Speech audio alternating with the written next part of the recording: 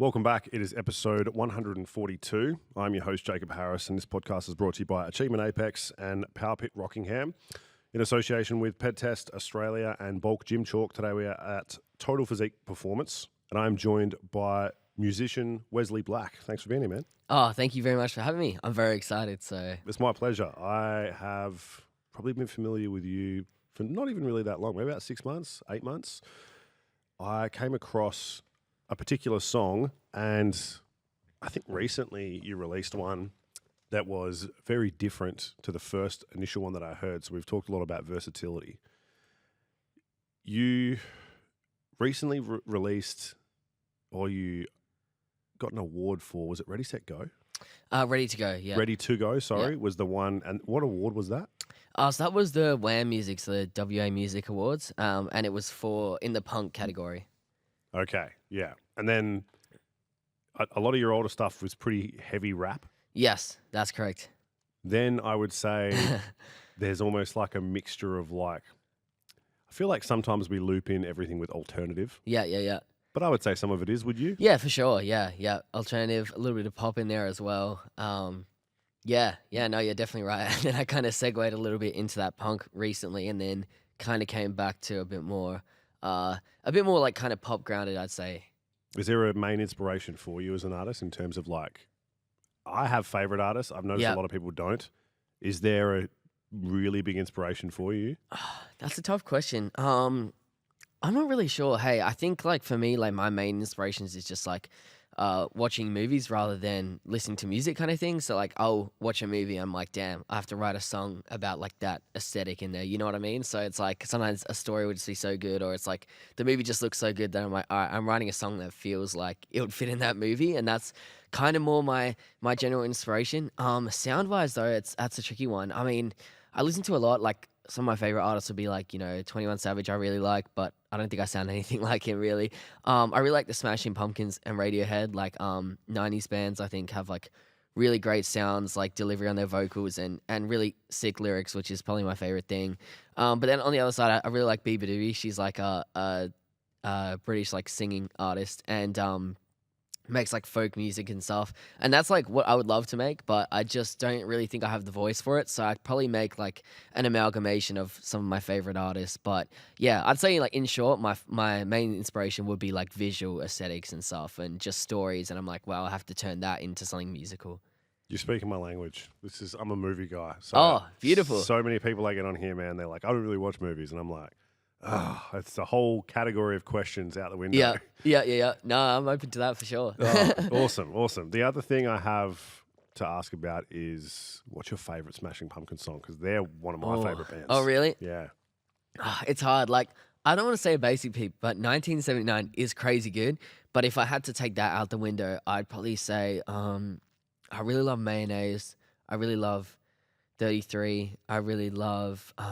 I really just love that entire Siamese Dream album from start to finish, really. Disarm as well. I don't know. Now that I'm actually saying it out loud, I was I got to listen to that again. I haven't listened to that album probably a year. But yeah, I'd say those are the ones that immediately come to mind. How about yourself?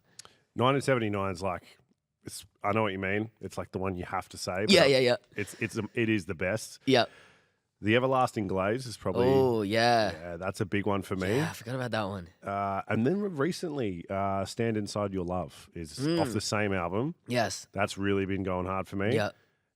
Probably those three. But for me, it's funny because I kind of listened to them when I was younger. And then as I got older, I started... when you kind of do this? Yeah. It's you listen to something, you're aware of it, you kind of don't come back to it for a while. And then all of a sudden, it's I don't know, maybe I'm getting older. I get to a point where sometimes it's an age thing, and I just hit a thing where I was this band's amazing. What have I done with the last 7 years? Why have I not been listening to them as much? Yeah. And so at the moment, I'm really getting into them. But yeah, they're it's an interesting answer. I wouldn't have had anyone else say that. Radiohead's an interesting one as well. I don't love obviously Creep is their big one. That's never been a favorite of mine. You talked about aesthetics with movies, and they. I'm struggling to remember the name of it now. They had a song on Vanilla Sky. Did you ever see that movie? No. With Tom Cruise? No, I haven't seen it. Something about everything's in its right place. Is that the Oh, name of the song? yeah. That was on Vanilla Sky. and it was the aesthetic of True. the scene and the song Yeah. fit together really well. And then that's how I find a lot of music. Yeah, yeah, yeah. So that was a big one for me. Wow. Okay, I got to check that out then. It's a good movie, very strange. Like it's a. Have you seen like what was that movie with Jim Carrey? The Truman Show, you mean? Or? Nah, not the Truman Show. Around the same time, or a couple of years before, he did that really. It's got the something happiness. What am I thinking of? It's the. The Eternal Sunshine of a Spotless Mind. Yeah, yeah. Have you seen that? Yeah, Super like what's happening. Yeah. Is that real?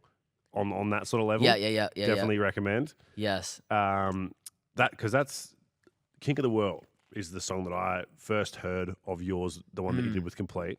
And I want to delve into that a little bit because I wanted to know, did you make that song first?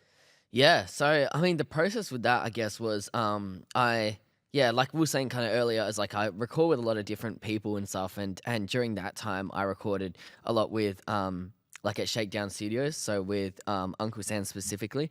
And so we made a bunch of stuff. And I remember coming to him that day. I wrote that song the day before. I had like a gig coming up on the weekend, and I don't know, everything was just like good at the moment. And I had a girlfriend at the time, and she was kind of like, going through some stuff or whatever. And I was like, all right, I'm gonna write a song about this.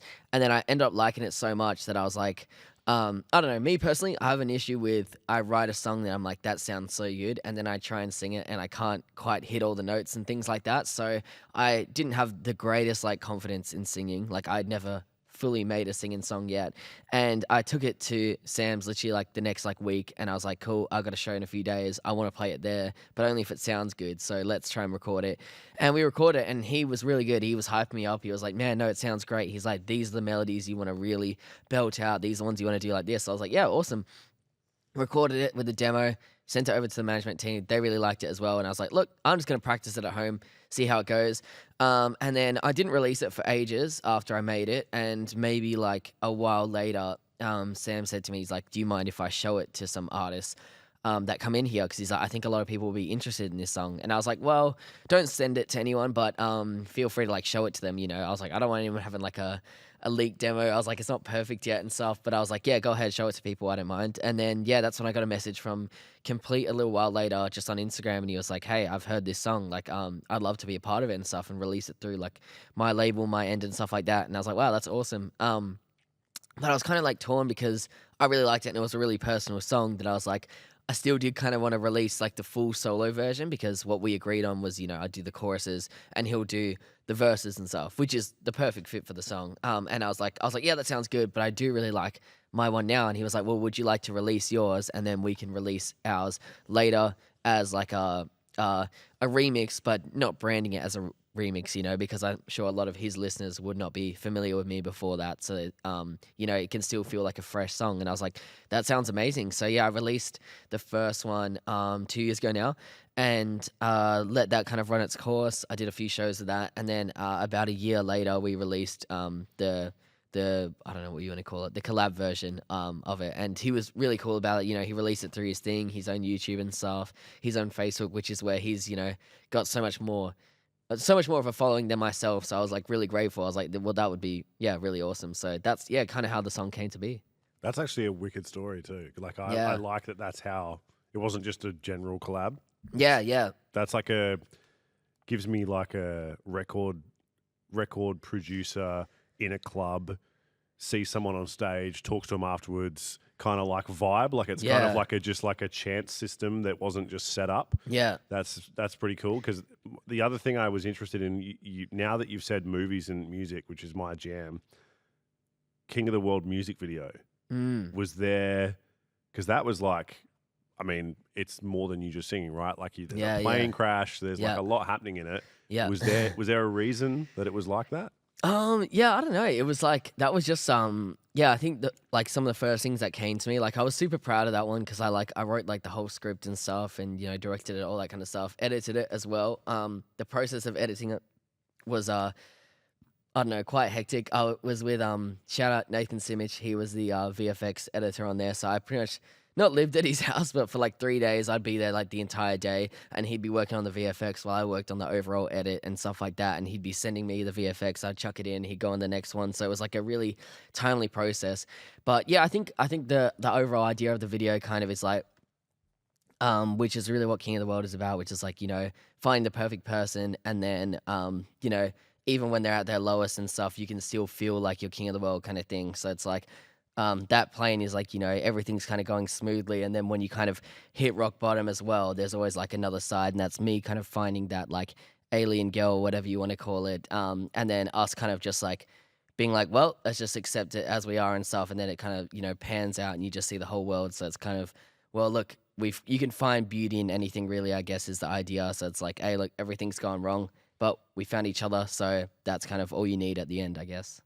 Interesting. Yeah. So you weren't inspired by like anything in terms of like a TV or a show or anything like that. Kind of gave me Lost vibes almost. Okay. The way just like once you'd landed, how everything looked, the aesthetic of how you made everything looked. Yeah, okay. Was I don't know, it was good. You did a good job. Oh, awesome. No, I appreciate that. Yeah. No, I haven't actually seen Lost. I'm like the worst at I never watch TV shows, but I love movies. So with the exception of Sopranos, I love that. But yeah, so I don't know, but I should check out Lost then maybe. That would be, yeah, that's a good idea. It's up to you, but if you don't, you'd probably be better off. Oh, really? It's not great? It's one of those shows that like was good and then they ruined it. So it's like I don't advise people to watch shows when they happen like that. Yeah. I'm a little bit like it's hard to recommend. Yes. But yeah, Sopranos I haven't seen, but my brother has been on my back for years to watch it. Apparently it's amazing. Yep. I'll get on to Sopranos. Do you need to be hydrated? If so, you can do so with some Thirst Trap. This podcast is sponsored by Thirst Trap, and we are hydrating constantly on this podcast with Thirst Trap. You should have some Thirst Trap. I am curious by like, to me, when I will watch clips from a movie. Mm-hmm. If there's something in a movie where something happens and they've got music and it matches really well, that like sticks with me. Like it's like kind of what you said. There's something visual and they found like the perfect song. And they'll cut it the right way, and I'm like, I love this scene. I'll never forget. So to me, have you seen Fight Club? Yes, yeah. The end, the Pixie starts playing, and the buildings are dropping. That to me is like a scene that I'll rewatch on YouTube when I'm in like that mood. Yeah. Is there like an all time for you? Is there like a scene from a movie, and there's like a musical number that you felt inspired by, or maybe is there one that triggered you to write a song? Yeah, wow, that's a great question. Definitely, I can feel like. One movie that really inspired me to make a song and like a video was, have you ever seen Eyes Wide Shut? It's like a Stanley Kubrick movie. And it's like Tom Cruise is the main guy again, actually. So he's getting around. He was in there, and Nicole Kidman's the other main actress. And I think it's Stanley Kubrick's last movie. So it's like, I want to say 99 or something. And it's just a really sick movie. It's like very like graphic, it gets like pretty intense at the end and stuff like that. But it's like, there's like a whole... I don't know, mystery and mask aesthetic and stuff like that. And it's like, it feels like creepy, but it also feels like, I don't know, they're making something good out of it as well. So, I watched that, and that inspired me to make Outlaw, which is like a really like one hectic like rap song. And the video was like super inspired by that, where it's like all these kind of like masquerade mask aesthetic in there, and kind of how that plays with the characters. So that's definitely one that jumps me first, where I'm like, that was like, I made that literally right after I saw the movie. I was like, damn, this movie just looks so sick. I have to make something in that. But I mean, the track I made would never fit in the movie, but it's like in my mind, I'm like, oh, they're still kind of the same thing. So yeah, that's definitely the first one that jumps out to me. What's your writing process like? Like, are you someone, because to me, it's sounding like when you write something, it's like it's pretty like, here's the song. Do you get a lot of writer's block, or for you, are you very much like, does it flow out very often? Yeah, I think I had more of a problem with writer's block, and that was kind of my main inspiration to change where I'm recording all the time, because I think, once you get into that loop of like, all right, let's record with the same person every time, I did get in that loop, and I was like, I don't really feel like this song is too different to the one I made 2 songs ago or something like that. So me kind of going to a new person and us making a whole different sound, I'm like, oh, well, I can't use similar lyrics to this. This isn't a sad song. This is a angry song or something. So I have to make something new. So I think me keeping myself fresh with going to different people has really helped to that. But for myself personally, I think writing lyrics is the easy part, but writing melodies is the tricky part. Just because I came from a background of writing stories and then writing poetry and stuff, so that's all just like words, and you don't have to worry about the melodies when you're writing a story or you're writing a poem. You have to worry about that when it has to become musical. So writing lyrics, I've always found like somewhat easy. Just I don't know, writing something like sharp or something I don't know that hits me hard, and then but also could be like quite broad. So I think that for me comes a lot more naturally, and I'll sometimes I'll even be driving and I'm like, all right, I gotta pull over, voice memo this. This is a good idea. It can come to you at the worst times. It can come to you when you're trying to as well. But yeah, I think that's an important thing you said. It's like a lot of the times I will record and I'll be making a song, and they'll just hit a point where I'm like, this won't be a good song. I can just feel it. I just like I can't master this like instrumental or something like that. So I'm like, all right, it's good to know where it's like, all right, time to call it quits. I'll record what I have. I might come back to it in a few months or something, but I'll leave it and I'll go into something new. So yeah, I think when I do experience writer's block, I'm always happy to call it there and start something fresh. But I think, yeah, with myself moving around a lot and working with new people that, excite me, give me new ideas and stuff like that, I tend to get a lot less writer's block than I did before. Yeah, that's interesting. So, what about your instrumentals? Like, do you play many instruments, or do you work with producers who provide them for you? Yeah. I don't play any instruments, so I used to just like go like online and stuff and work with people and get instrumentals from them and stuff, and then I'd make my own songs on it. But recently, maybe in the last like 2 years, I've found like a lot of joy in like working with people, building the track from the ground up. You know what I mean? So sitting in that session, we have no elements to a song yet, and they'll kind of start playing something and like, oh, cool, I like this. And, I don't have any production experience, but, I like to have a bit of input sometimes. It's like, oh, what if, the drums are like this or something? But, I would never call myself a producer or any element of it, but I like to be in the process of making it now. Whereas before I hated that. I was like, I just want the final product. I can't work when it's like half done. But now I think it's like it's very collaborative to build a track together, while they're making something and we're like, oh, that didn't work. Let's try this instrument instead. But yeah, I like being in the process of it now. Yeah, well, it'd be hard, right? Being like, I guess, not at a level where you're making a lot of money from it. Like, is that been something that's held you back in the past, or did you find that it limits you now? Do you have to be careful? Because I'm sure a lot of like upcoming artists would find it helpful for you to kind of weigh in on that, because the way that you provide things and the way that what you're currently posting and what you're releasing is professional and everything looks good. Let's say that someone is wanting to kind of get a little bit of advice from you on how to do that. Like, are you just really good with like saving and allocating the money that you do have to what you do? Like, do you find it difficult to like, I guess, allocate that money to like not essentially raking it in currently? Like we all struggle with that, I'm 100%. running what I'm doing here. This costs money. I have to be careful to not like put too much into it, but I have to put enough into it that it grows. Yep. Like, what's your approach? Oh, that's actually an excellent question. I guess just like that is a really good question. I think I definitely felt that a lot. Like, it's like there's so many times where you have ideas and you want to produce something, but you don't have the money for it. And, just straight up music as an investment is a terrible idea. Obviously, it's like so hard to make money back. You'll rarely, if ever, make money back from Spotify or something like that. Whereas the biggest market to gain money from music is merchandise and gigs. So, do those when you can. And I think understand your worth as well and stuff. So it's like I used to do so many free gigs, which is nothing wrong with that. I love doing them as well, because it's like you got to get your name out there and stuff. You got to build that groundwork. But then it hit to a point where then I did get management. She was able to be like, oh, cool, well, you should definitely have a fee and stuff so you can put this money back into music. It's not like you're taking money from other creatives. You're getting that money so you can invest in your own and build your own craft a lot better. So I'd say like that is important. The time element for me is probably the hardest.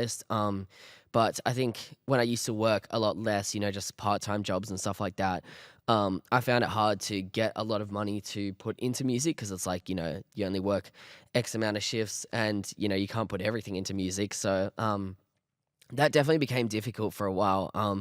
So I ended up getting a more like higher paying job, and which meant I had to work a lot more, but it means I had less time free, obviously. So I don't know. For me personally, I'm just like a bit of a workaholic. Like after work, I'll be like, all right, cool. Monday, work. After that, studio session, Tuesday work, after that video shoot, kind of thing. Like I'll try and pack out like every single day. So I'll usually know what I'm doing for like the next 7 days or something, which can definitely be taxing. And I think one of the biggest tricky things now is that to make music doesn't really feel like enough anymore. You have to produce like content, which is, I'd say like definitely more important really now. It's like it's good enough to release like a good song, but how am I going to get people to listen to it? So it's like, oh, now I have to produce 10 or 20 like reels or posts and stuff for this particular song. So it becomes more difficult. Like this day and age, you definitely have to be able to kind of produce both, which means you need a lot more time, which I don't know, is always hard to find. But I don't know. For me personally, I'm just like every second of the day I'll be doing something, and it's important to keep, I guess, something that doesn't relate anything to your music at all. Like for me, I love writing stories still. I've only just got back into it. So I'm like, cool, an hour or so a day, I'll just like play chess, or I'll what's it called? Yeah, get onto writing my stories, which has nothing to do with music at all, but I just love doing it, and it's like good for, you need a break from everything, of course. But yeah, I'd say those are the main things. And as well, like if you can learn any skills, it will always help you. Like if I could produce, that would save me a lot of money, but instead I tried to put my skills, which I thought was better suited for me, into like visual elements. So it's like, all my cover art, I'll just make myself. All my music videos, I obviously can't shoot them myself, but I'll like edit them myself, direct them if I can, things like that.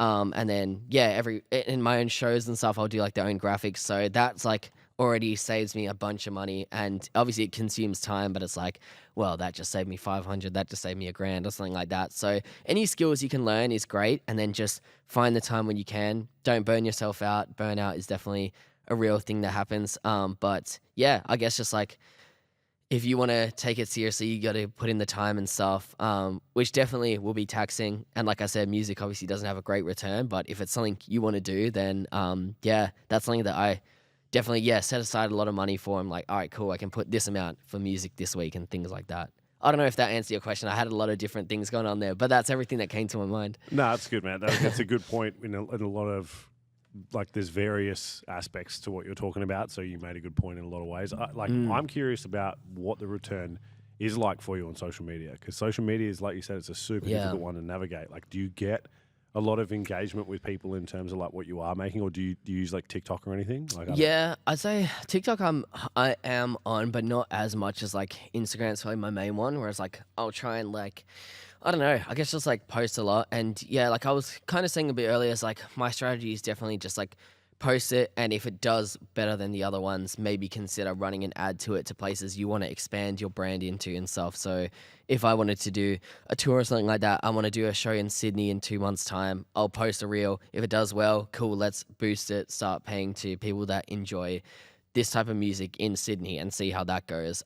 So yeah, I don't know, getting like a monetary return off it isn't really a thing, I'd say, but it's like you can always, I guess it's just like build your brand up, and then when you do have an idea that you can monetize, then people might be interested in that. It's like I build up my brand in these select areas, and then I'm like, cool, I'm releasing this album that I made on vinyl, or I'm releasing this run of shirts, or I'm releasing these tickets in these places, then people might be interested in supporting your brand. So I think it's like, yeah, it's not like directly making money from social media or something, but it's like building up that brand. So then when you do want to, people have the option to support you or not.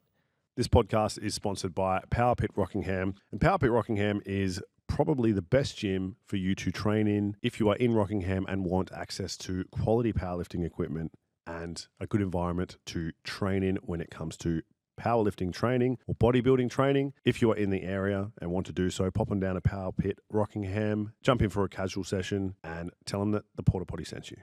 Yeah, it's a good approach, like to be more specific about where you're going to be. And like, maybe can you tell us a bit about this upcoming tour then? What's the goal with this upcoming tour, and like how many places are you going to go to? Yeah, for sure. So I'll be announcing it. Well, it'll probably be out then when we announce this, but it'll be out, August 1st, my tour. So it's my first tour with Mushroom Booking. So that's Mushroom Booking Agency is like an Australian base. They do a lot of stuff, but I'm just under them through booking. And so they've organized a good like series of shows for myself. So it'll be my first ever national tour, which I'm excited for. A little bit nervous, definitely. But so I'll be doing 2 in WA, 1 in South Australia, 3 in New South Wales, and two in Victoria. Do you know Halls Gap? Is that Halls Gap? I want to say Halls Gap is in Victoria. If I'm wrong, I apologize, but I'm pretty sure it is. But yes, I'll be doing those shows there, which I'm quite excited for. So it's 8 cities and in 4 states. And yeah, I've just like gone out of my way to find artists in those cities, ones that I really like and ones that I think will be interested in, and, you know, being like, would you like to perform on the show and stuff? So building up, I guess, like a lot of networking and hopefully cross over our fan bases and stuff like that. And just, I guess, delivering the best performances I can. I think my live performance is, for me at least personally, I think is like one of my strongest elements, maybe probably my best, because, you know, I love like jumping around. I'm sure if anyone watches me on like Instagram and stuff like that, you can tell I'm super into WWE, all that wrestling stuff. So I love doing all that kind of stuff on stage. Like I recently introduced like probably a few years ago now, like putting people through like tables on stages, which is just like a cardboard box that I chuck a tablecloth over. But I guess it's just like, you want to create a conversation, you know, and that's what I really want to do with these shows, is like create conversations in these different places and be like, oh, you got to go to a Wesley Black show. He puts someone through a table or something like that. So yeah, so that's the idea, I guess, just like connect with as many people as I can, expand my audience, expand their audience as well, and hopefully make some really good like lifetime music networks and stuff, you know, people I get to see at the show or perform with me. Yeah, and go from there. Yeah, interesting. I'm curious about the kids. I saw the wrestling stuff, and I had like a mate who was obsessed with it growing up. Oh, yeah, So yeah. I'm into all the older ones. The newer Yeah. stuff, I'm like so confused by. Like I'll Oh, hear really? a name and I'm like, I don't know who this Yeah, is. yeah, yeah. Do you have an all-time favorite like wrestler? Yeah, it's got to be Kurt Angle for sure. He's I don't know if you're familiar with him, but he had like the best like interview on the Joe Rogan thing. I was just like so in shock at everything he was saying. He's like, you know, Olympic gold medalist, and he won the medal with a broken neck, and then he ended up getting signed to the WWE later, and, you know, everyone was like, oh, who's this guy? You know, an Olympian coming into WWE, like it's completely different and stuff. And he just like smashed it out of the park. Like he's super funny, super intense. I don't know. I just could watch that dude like wrestle and do interviews for days. Like the story of like how he won it with a broken neck as well was crazy. Like the amount of, I don't even know, he had to get injected with a bunch of stuff like right before the fight. So they were like, you know, you won't feel it for your entire fight, but then you'll be in extreme agony after it. And he's like, hey,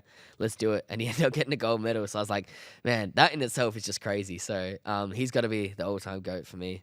Yeah, Kurt Angle's pretty cool. I think he did a couple of movies at some point. Hey, Yeah, like he did. Yeah, I can't remember what he was in. He might have even been like in the Expendables or something.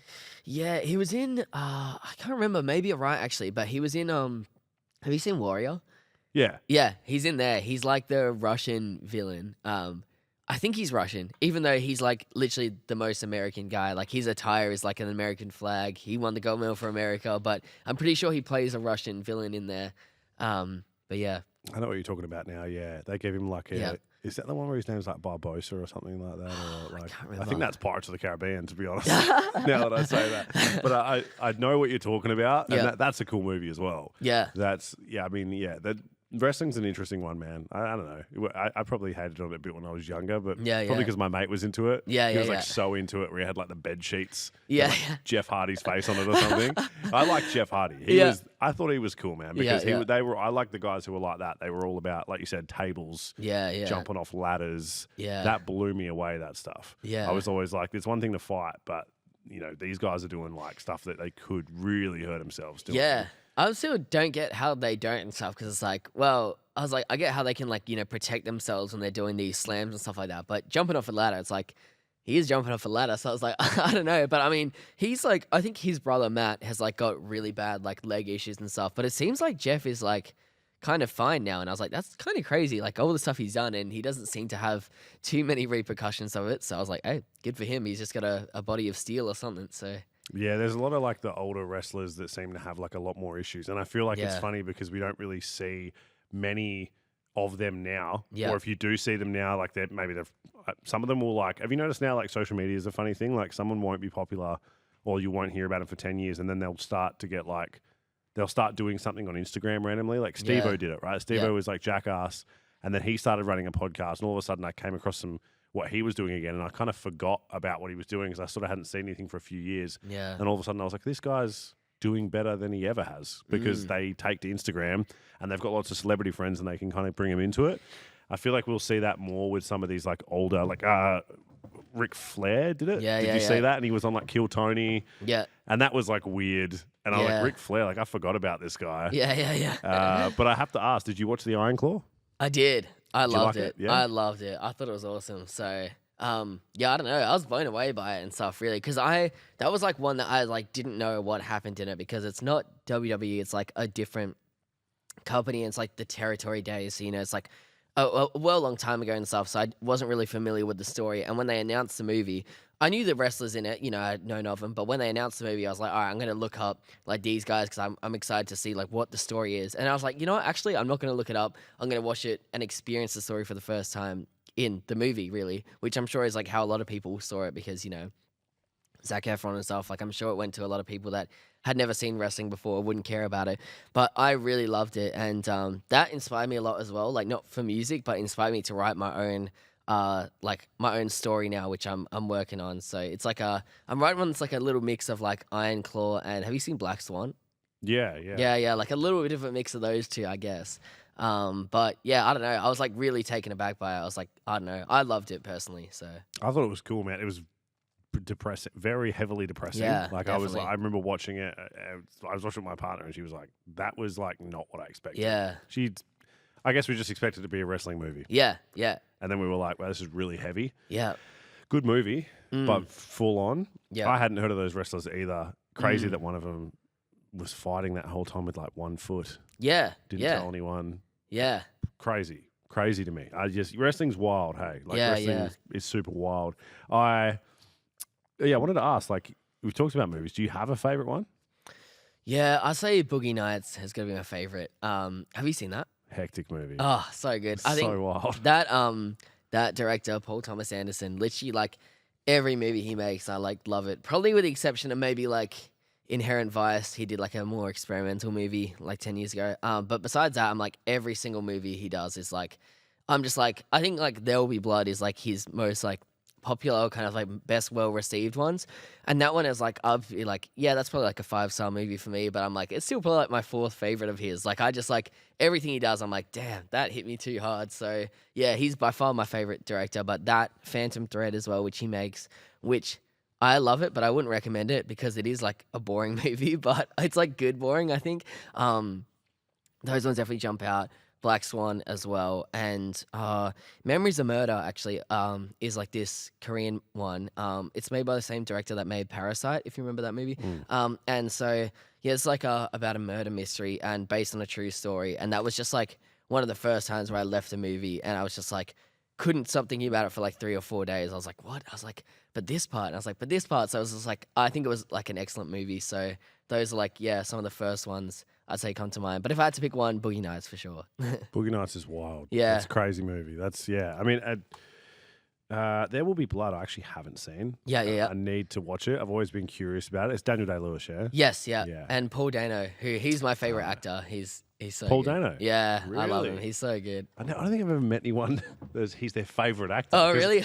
He hasn't done a lot on his own, right? Like, or he's a lot of supporting actor in a lot of stuff. Yeah, true. He was You're good right. in The Batman. Yeah.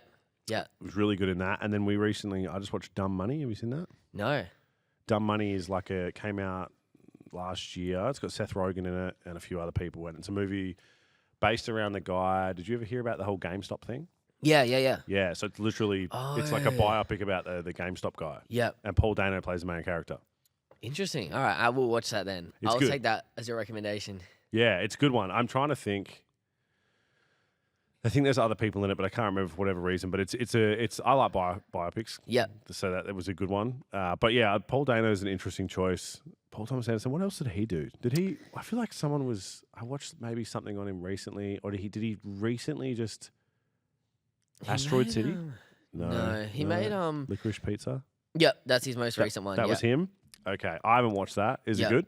Yeah, I really like it. A lot of people didn't like it because I don't know. There's a few things about it and stuff or whatever. But I really loved it. It's like similar aesthetic to Boogie Nights. It's like 1970s, but it's obviously not that kind of graphic and in your face and stuff like that. Yeah, he did that as well. There Will Be Blood. The Master was like a recent one as well, which is like about like Scientology kind of cults and stuff like that. And Phantom Thread was the one I really like.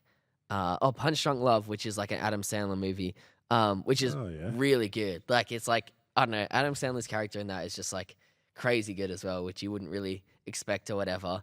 Magnolia, yeah, I don't know. I don't want to just name these movies now. I'm gonna nerd out too much, but No, I've heard of a lot of them. I just haven't seen them all. Yeah, That's yeah. interesting. Well, you said you were working on something as well. Is that something you'd want to do in the future, like actually make a film? yeah, that's like I feel like in general, like if I had to pick one like goal in life, it would be that. But it's like way harder than, at least for myself. It's like I find it way harder to write that than write music. You know what I mean? But I don't know. I've been writing like one big story for like, I don't know, on and off for like, I don't know, 9 years or something like that. You know, I started it ages ago, forgot about it for like 3 years, then came back to it, forgot about it and all that. And that's like a kind of series. So it's like maybe like graphic novels and stuff, like sci-fi kind of elements. And that's like my like pride and joy. I'm like, man, I love this story so much. But it's like if I actually wanted to make a movie or a script or whatever you want to call it, I feel like it's a bit ambitious for my first kind of one. So I've like set aside for now. And yeah, it was recently after I watched Iron Claw that I was like, man, I have a really sick original idea for a movie that like mixes like wrestling with what's it called? Yeah, with like the elements like Black Swan, where it's like that idea to become like the best and stuff, mixed with like a little kind of like, I don't know, a really big plot twist halfway through, as well. So I don't know. I like how like Parasite, if you've seen that as well, is like two different movies. You know, the start is like plot A, where it's like, oh, this is kind of enjoyable to watch, and then plot B is like, oh, there's a whole new twist that changes what the entire movie is about. So I think that's kind of the mind frame that I use to write this, where I'm like, all right, this is a movie A and this is a movie B, but it's the same story. It's just like there becomes a change in it, you know? Yeah, okay. I actually haven't seen Parasite. I'm just familiar with the movie. Yes, yeah. But I've heard it's good. I'm a little bit of a sook when it comes to subtitles. A little bit. Yeah. I'm getting better at it. But for No, a that's while fair. there, this wasn't a huge fan. Yeah. I don't know. I feel like I'm watching a movie. I don't have to read as well. Yeah. A little bit lazy like that. But No, I get you. yeah, we've just started watching Grisvelda, I think is what it's called. It's on Netflix, and it's like Pablo Escobar's story. So it's like Narcos. Yeah. And that's what you mentioned Sopranos before, and I was like, oh, it's that kind of. Okay, yeah. I don't know why we are fascinated with that as people, but we are, aren't we? Like Breaking Bad was huge. For some reason, we're fascinated with like drug dealers and gangs and stuff. Maybe it's because we never want to live that life. Yeah. We're comfortable in our homes. Yeah, true. It's probably what it is. True, exactly. This podcast is sponsored by PedTest Australia. If you plan on using or are currently using performance-enhancing drugs, it is very important that you make sure you are doing so, having them been tested before you use them or while you are using them, to make sure that you take care of your health, and you can also recommend that the people around you do so as well. Go to PedTest Australia on Instagram to find out more about the details on how you can test your current performance-enhancing drugs that you are using, or you can find out more about testing other compounds or things that you are putting in your body if you would like to make sure that you take care of your health. Do you have an artist because you've talked about movies, so to me, I kind of have an idea of like what your style of movies would be if you were doing them. Yeah. But is there, and then you've told us your favorite actor, so we know who you'd probably want to work with. Is there if I could. An artist? Like, is there an artist, like if you could work with anyone like tomorrow and be in a studio with them? Oh, like music-wise, yeah. Oh, yeah, that's a good one. I don't know, like I would genuinely love to work with like Billy Corgan, who's like the lead singer of Smashing Pumpkins. Like I feel like that would be such a sick opportunity to make something, I don't know, just with him and get his like kind of mind on it. That Beaver Doobie girl I was talking about as well, I think I could make a good song with. That would be awesome. But then there's like, I think like an Australian artist, Nick Ward, is like crazy good. He's based in Sydney. I think he recently got signed. And that guy's just like, I don't know, he's just like so impressive to watch his every move. I was like, man, he makes songs that I would want to make like 3 years from now, but I just didn't even think about making them. You know what I mean? Like he's just like insanely good. But yeah, I think those are some of the ones that come to mind. But that guy that I was telling you about that I see every kind of Tuesday, and I'll go to his house, KB is his name. He's like insanely good, and I think like I used to want to work with a lot more artists, but he's kind of, I don't know, built up my confidence and like my idea of music a lot, that I'm like, wow, I really just like working with this guy, that I'm kind of content with that now.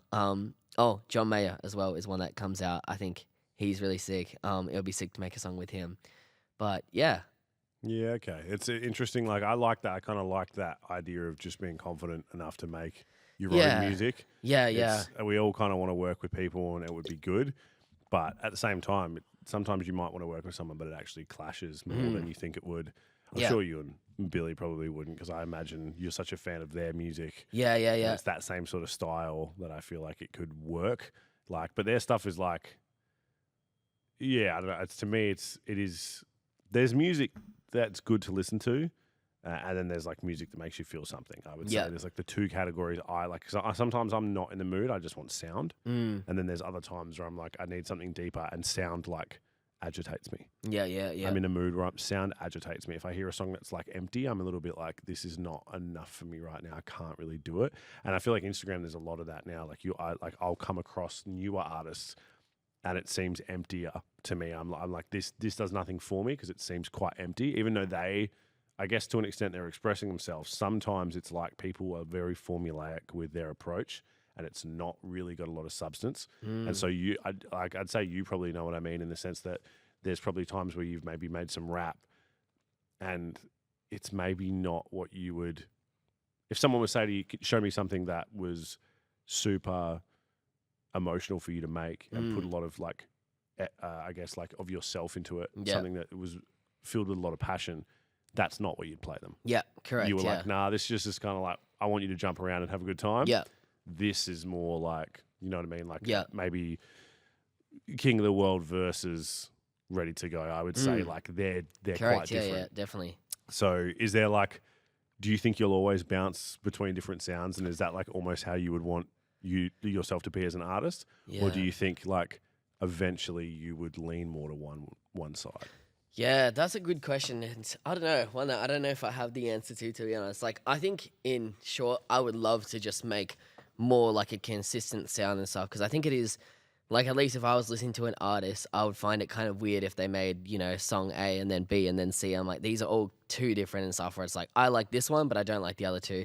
So I could totally get it if someone was to say I should make more of one sound, but it's just naturally, I think it just comes to me where I'm like, I hear something and I instantly have to make something around it. Like, I watch a movie, I'm like, all right, I have to make a punk song. And then, someone's like, oh, but you just release a few acoustic songs. I'm like, well, look, I have to make it. Like, whether or not I put it out is a different thing. But yeah, obviously if I like it, I'll be like, look, let's do it. I'm going to do the best I can with the song and push it out there, and hopefully it does well.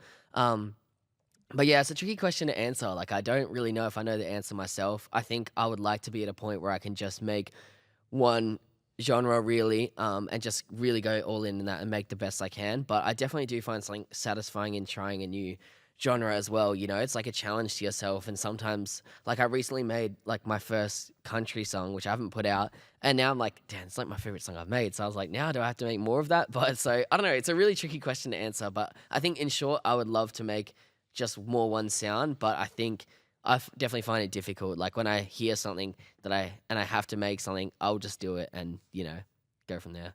The country bandwagon's big, right? It's like people Yeah. have been jumping on it a lot lately. 100%. I just heard MGK and Jelly Roll. Yes. Did you hear they did? Yes, yeah. I don't know what song it was actually now. I can't remember. But it's interesting hearing people do it. Who else did it? Falling in Reverse with Jelly Roll recently. Okay, yeah. They did I like haven't heard that one. Yeah, that's like but I mean, it's almost taking the piss. It's like there's like cowboy hats and there's like a saloon, and it's like really, it's very much like I'm making a country song. Yeah. Look at how funny it is that I'm yeah. doing this. Whereas like the way you're doing it's an interesting approach, I suppose, where it's like you're taking each process seriously. You're not kind of jumping on it to be like, I'm doing this because it's silly. It's very much like you're actually still trying to encapsulate the genre. Yeah, for sure. Because I think the main reason why I did it is I met, actually I saw him last night as well. So there's a guy called Colt Romance, and he lives on the Gold Coast, but he came into Perth a few months ago. We did a session, and he came in yesterday as well. We did a session. And so when I saw him, he told me this interesting thing about country is that he was like, country is like, he sees it as the first time that, men, or like at least like real tough men, could be like emotional and just like put it out there and stuff. And when he said that, I was like, damn, I think you're kind of right. Like, I couldn't think of any other elements, because like you think of like old school like country kind of stars and stuff, like those like real tough dudes and stuff, but they're singing about things that are so personal and emotional and stuff. And saying things like that at the time, would be like not laughed at, but kind of really. And so I was like, oh, that's an interesting point. So when I kind of was just like listening to things and I came across this country like instrumental that I was like, wow, this is crazy. I was like, I end up writing something that's probably like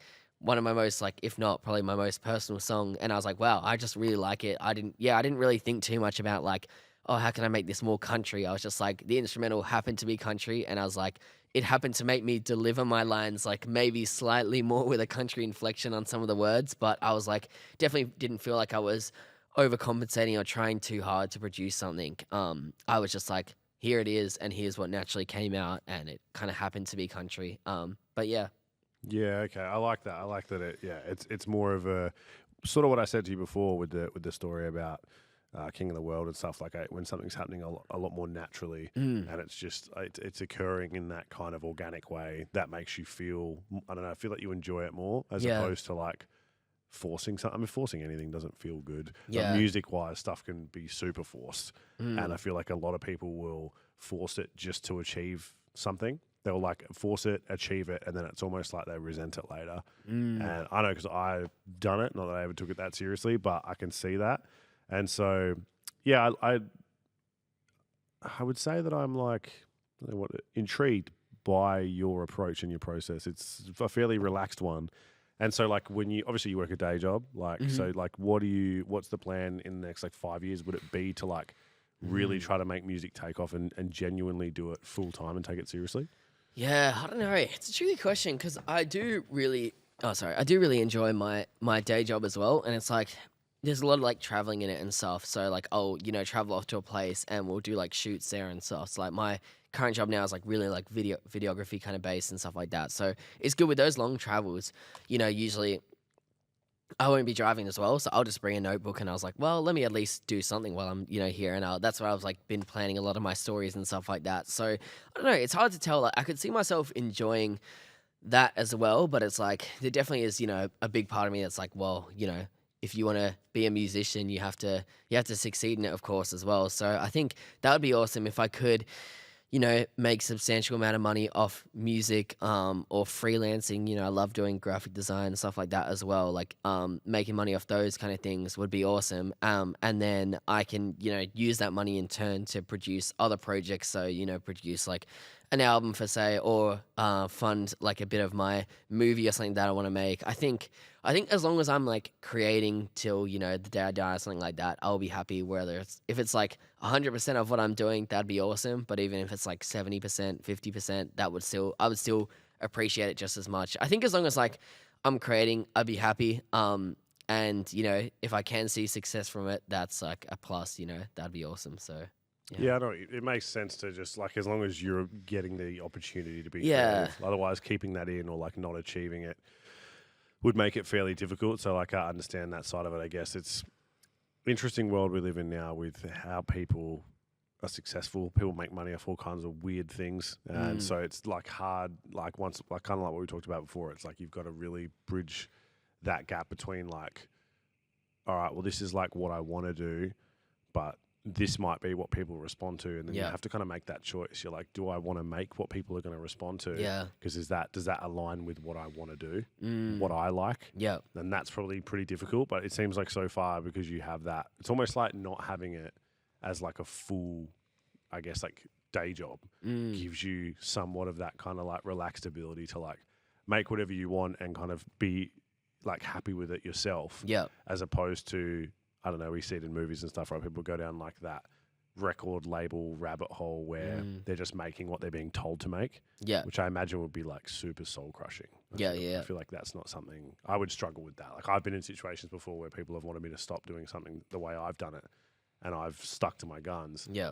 And that's super important. I feel like I would struggle. Like if you had like a label turn around to you and like, this is what we want you to make, you'd be like, well, I can't really get that out of myself if it's not naturally occurring. You know what I mean? Like I'm assuming that there's labels seem to do that. So I feel like that would be a struggle for you. If someone was like you said, like, we want you to make a punk song, you would be like, if it happens, but I can't force it. Yeah. And so like you could see yourself being like almost like between a rock and a hard place there if you had more, I guess you don't have that responsibility currently, So it's almost like it's a good thing. Like it's almost like you want to make it there, or you want to get to a point where it's full time. But then there's obviously a lot of added pressure. Yeah. So that's probably the difficult thing. And I Yeah. like pop music these days is like, to me, sometimes a little bit like I was saying before, a bit emptier. And so like I guess that's where I'd be curious to see where you're at in 5 years in terms of like where your approach takes you, because I feel like it's not very clinical and like industrial. Like it's not like you just seem to be doing everything really, really naturally. And that seems to be like why you're creating the quality you're creating. Whereas like if I was to put you in a room and be like, all right, this is your job now, make music. That's where they might start to like bring out a lot of that stuff that isn't, because you're being forced. It's kind of like I'm poking you with a stick and being like, be creative. And you're like, I need it to kind of happen. I can't like be told to do it. And that's like where I think you see the artists kind of change. This podcast is sponsored by Bulk Gym Chalk. Do you struggle to hold on to your deadlifts? If so, it can be very important to make sure that you have good quality chalk and access to that chalk. So go to Bulk Gym Chalk. You can find them on Instagram and get yourself some good quality chalk so that you can make sure that you can train in the gym and get the best out of your training while doing so. So I'd be curious as to like, see what happens like after this tour, and like if you end up in a position where like, I guess there's maybe like pressure to make more of something like an album or something like that, or is that already in the works? Like, are you?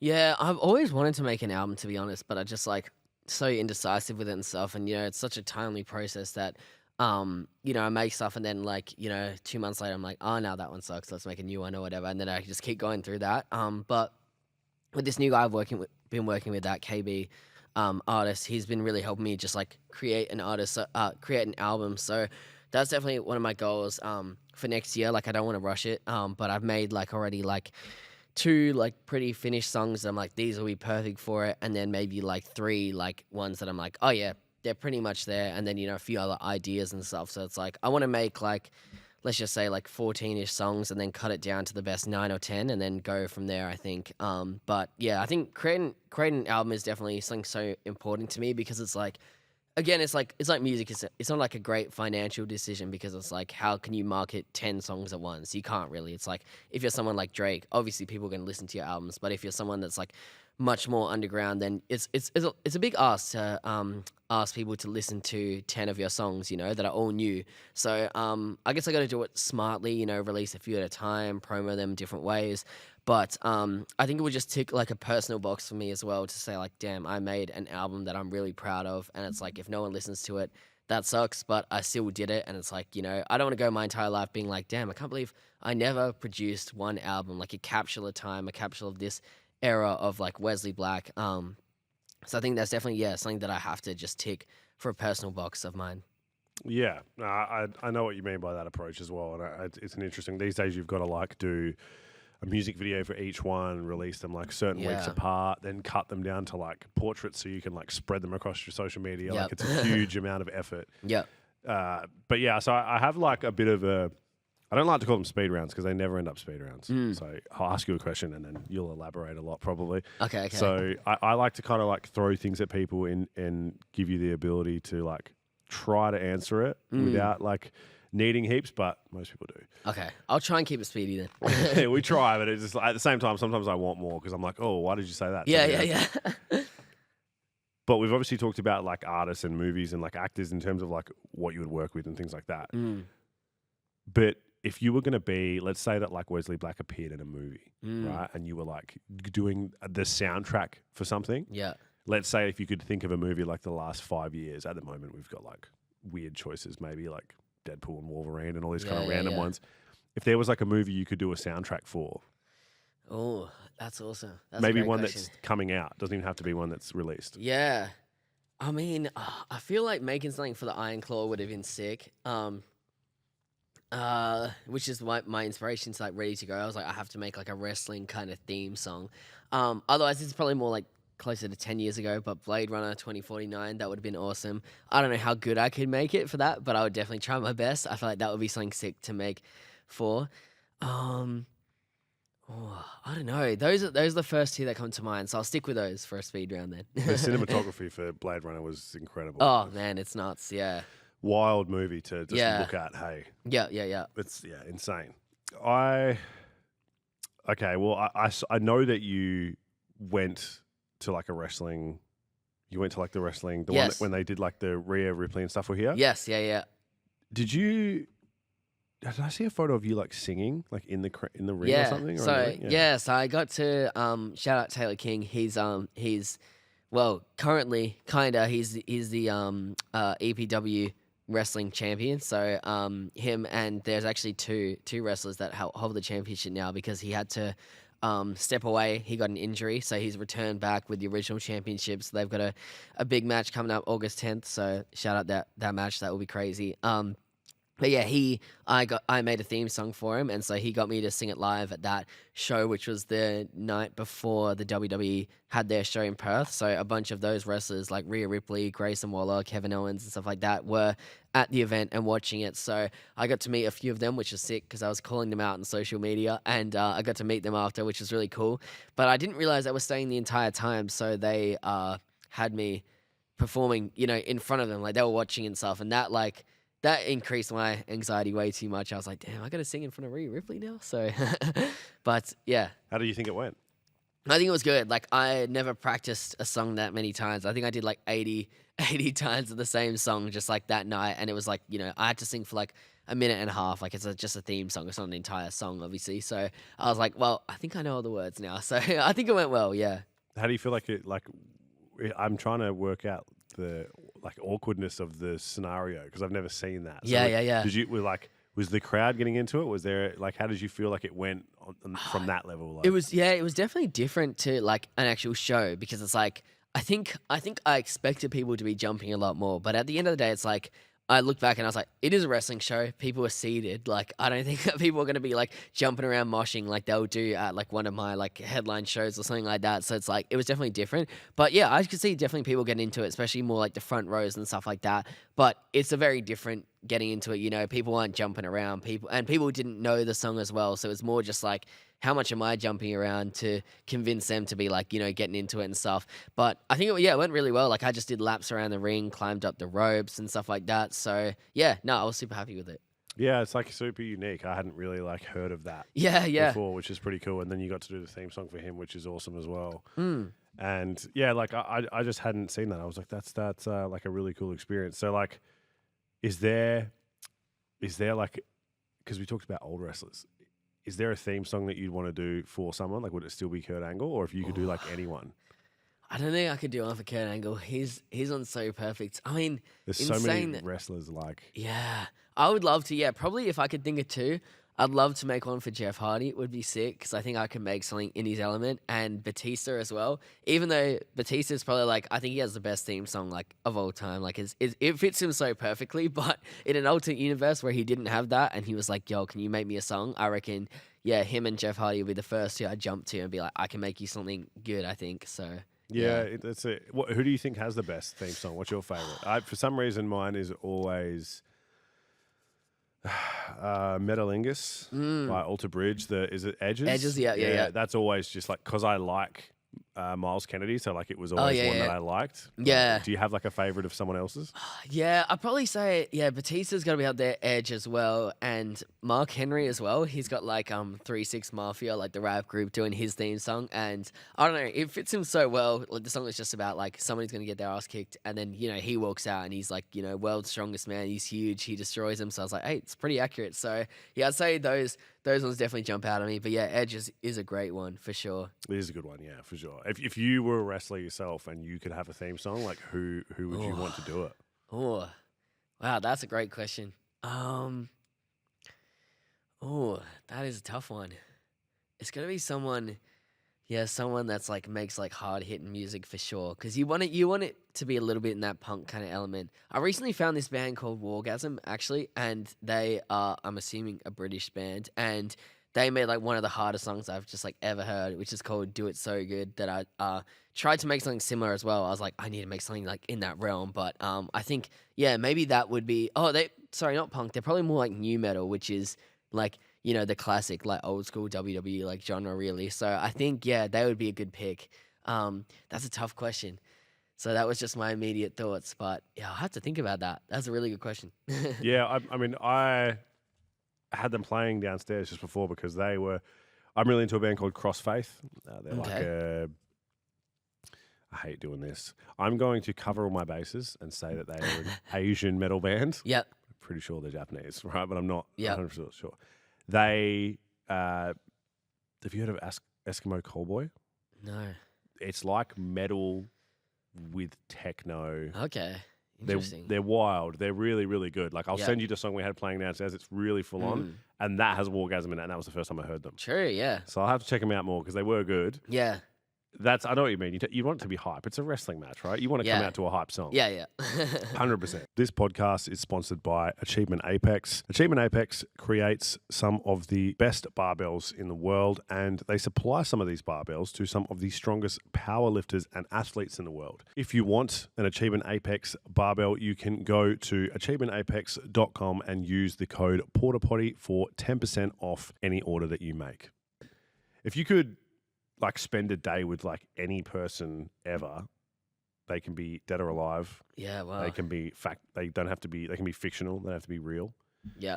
Just literally any person for 24 hours. Who would it be? Oh, that's a tricky one. I'd probably say so they can be fictional as well. Interesting. Very interesting. All right, if I had to pick a real person, I'd probably go The Undertaker because I reckon he's got some crazy road stories of back in the day what was going on. Maybe even Ric Flair, like in his like kind of prime or something. Like I don't know, imagine going out with him. Like there'd be some crazy stories.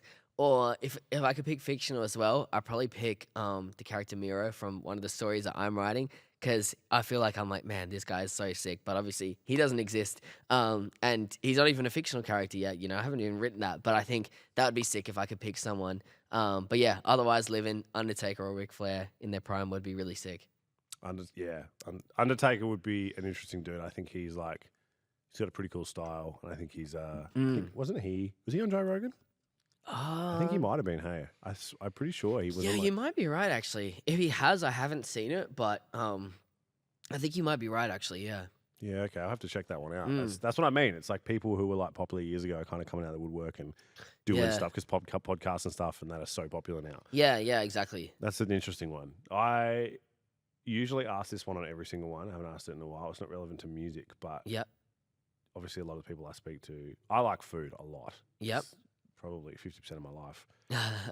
If you like were on death row and you had like one meal, like what would it be? Like let's say they set you up to like watch Black Swan or one of your favorite movies with some food in front of you and you got to choose.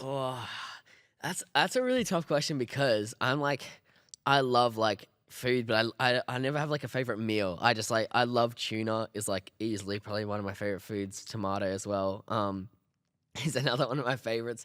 But an actual like meal, I mean, it'd be hard to go past Nonna's lasagna, to be honest. And she also makes really good tiramisu, which would be crazy. So honestly, I'd probably go that. That would be like, I'd love eating it. I'd love, like I enjoy eating it and stuff, but it also give me some like comfort and nostalgia to be like, damn, like I'm about to die. But that was like, I remember eating this when I was younger. So yeah, I'd probably go with that. That's my pick. Yeah, okay. I like that. That's a home cooked meal. Yeah. Is going to go down the best. Yeah.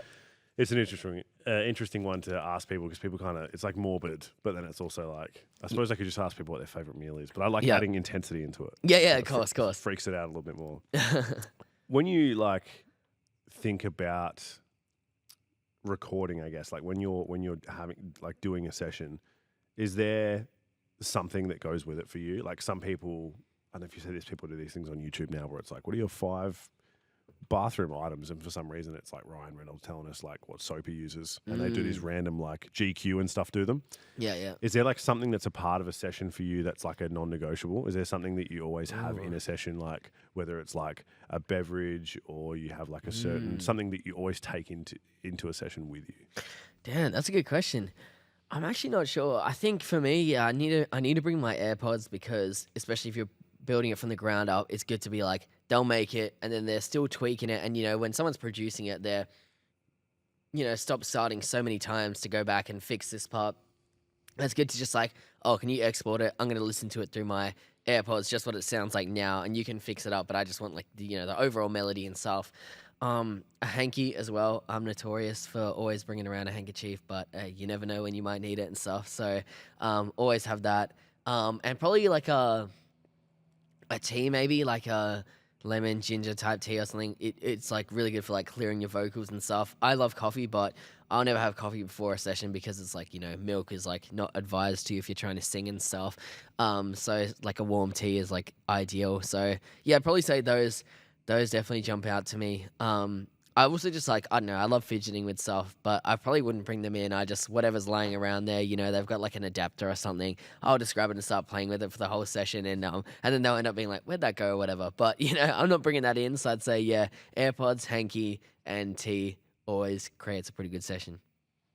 Yeah, okay. There's not really high maintenance stuff there, so that's No, pretty good. Yeah. It's always stuff I got in my pocket anyway, so. Yeah. Well, yeah, makes sense. If you like, you said that you like write a lot of stories. Do you read a lot then? Do you read a lot of books? No, I actually never read. I can't lie. Yeah. I'm not a huge fan of it either, but I was like curious by the fact that you write them. Like, is there like, I guess like a story or like a concept that is like your main? Because my main go-to is like anything that has anything to do with time travel has always been a massive thing for me. Don't know why. Just like if it's time related, for whatever reason, I'm interested. Is there like an ongoing theme for you that's like your main? Yeah, I'd say like when I think of like PTA movies as well, I'm like someone that definitely doesn't care that much about the plot. I care way more about the characters. I'd say so. It's like I don't know, like things like Boogie Nights and stuff. I'm like, man, these characters are awesome, which is what drew me to it. Phantom Thread is like literally like I was saying, it's like a boring movie. It's like the plot. I don't even know what the plot is really. It is kind of boring or whatever, but I just love the characters in it. And I think that's something that's like really important to me. Like when I write my own ones, I'm like, all right, I have to come up with a good plot because then why would I write a story? But then my main, if my pride of the story is like how the characters are and how I've written them rather than the overarching plot. So I'd say, yeah, for me, it's like just anything with like good characters that you can hate, characters that you can love. That's why I love Paul Dano, because in like pretty much every movie he's in, I hate him. And I'm like, man, he's so good at being like so hateable that I have to respect him. I'm like, in the Batman, I was like, man, this guy's annoying. Prisoners, I hated him. Little Miss Sunshine, he was kind of annoying as well. So yeah, I'd say yeah, just like good characters that I can either, hate or love is my main thing. I'm not as into the plot if I had to break it down. That's a good answer. Because I agree with you. It's one of the reasons I think I like a lot of Tarantino films, because his characters are like an important part for him when he makes a film. And I feel like The Hateful Eight was like a movie that came out a few years ago that a lot of people didn't like. Yeah. Because it was just really dialogue heavy, right? Like it was essentially like 7 or 8 people in a room. Yep. But I liked it. Where a lot of people. I loved it. I thought it was so good. I didn't know what to expect because one of my friends as well was like, it's one of his like goriest ones or whatever. And then like after like an hour or whatever, I was like, nothing's really happened. I don't think it is. And then by the end, I was like, well, yeah, okay, it is. Yep. Full on movie. Yeah. And it was good. Like and I find like when you have an experience like that, it's always like, yeah, I don't really do this normally, but for anyone listening or yourself, if you haven't seen it, a movie that reminds me a lot of his style of filmmaking that I watched recently that gave me the same sort of feel in terms of like characters there's a movie called The Last Stop in Yuma County that came out recently. And if you haven't seen it, I recommend it in terms of it's kind of like all in one location, dialogue heavy, but then there's like characters. All round good movie. I feel like you would appreciate it. It's got like a great aesthetic. Might even inspire you to write a song. So if you're sitting around, it doesn't sound like you just do nothing a lot, but if you ever are and you're like, I need to watch a movie, I will watch Sopranos. The Last Stop in Yuma County. You should check it out. Yep. Beautiful. Very Tarantino-ish. Okay, I'm excited then. Yeah, it's good. I'll definitely check it out. It's good, man. It's good. My last question would be for anyone that's listening as we finish up here. Let's say they're like, you know what, this Wesley guy seems pretty cool. I'm going to check his music out. If you had to pick your favorite song of yourself that like right now someone could go and listen to and potentially become like a lifelong fan, what would you recommend? Yeah, wow. Okay. I don't know. I feel like I don't want to say like a douchey artist answer, but because I want to say like my next song maybe, but that feels like a bit of a cheat. So I will say, if I had to pick one out now, I'd say probably my favorite is called "I Don't Like Your Friends." I just really like the singing and stuff, and kind of the ambience, and something that you can kind of play in the background or listen to. So if I have to pick one, I'm gonna say, yeah, "I Don't Like Your Friends" is the track to check out. Is that got features in it? It does, yep. Jackson or Yes, something? correct. Yeah, it's got Yeah. Jackson on there, and Nukes was the producer. So he's from Queensland. Jackson's from Melbourne. I'm from Perth and stuff. So it was good little link up in Melbourne. We did that track. Okay. Well, there you go. If you haven't been listening, I Don't Like Your Friends by Wesley Black Mhm. and Jackson as well. I think it came up on my Spotify, and then Oh, dope. it's like Jackson with an X, like the Correct, yeah. JX. Yeah. Yeah. I'm gonna have to check that one out because I listened to it, but I kind of like, because I knew we were catching up, I've just listened to so many that they've kind of blended Yeah, into of me, and I'm course. like, oh, which one exactly was that from Yeah, memory? yeah. Because I just kind of put like a playlist on. But man, look, it's been great meeting you, and like I'm excited to see what you do. I have to come to one of your shows one time. I definitely want to see tables get Oh, yeah. destroyed. I'm really like excited for you for this tour to see like kind of the response that you get. And so when are you announcing that? It'll be August 1st. I think that's Wednesday, I want to say. Something like that. Okay, we'll make sure we don't release this before Wednesday then. Yeah. Perfect. Yeah, and I mean, yeah, before we go, is there any, I guess, like people that you would, I guess, like shout out or like give homage to? Yeah, sure. Yeah, shout out to Rachel, to my manager, always, I don't know, pushing me to work harder and stuff. Shout out KB and Mooney as well, and Daunt, that's some of the producers I've been working with recently. And shout out to Taylor King, who is the wrestler I was mentioning, who's got his big match on that I don't think I can make because I think I've got a gig on the same day and it might be too hard for both. But Taylor's done a lot for me. He helped me meet those wrestlers. We made that theme song together. So always grateful for him. So yeah. Awesome. Look, man, like I said, it's been my pleasure having you here. If you want to follow Wesley, you can find him on Instagram at Wesley Black TV. And do you have a YouTube channel as well? Yeah, it was just Wesley Black. Yep. Yeah, it's the exact same, yeah. Man, I'm excited to hear this next song. Is it the country song? It's not. That'll be 2 songs from now, I think. The next one is called Kids, is going to be an acoustic track. So, yeah. I'm looking forward to that as well. You have to make sure you send me the country song when it comes out. Yes, yeah. I appreciate your time here today, man. Thank you again for coming on. Oh, thank you so much for having me. I really enjoyed it. So it was my pleasure being here, for sure.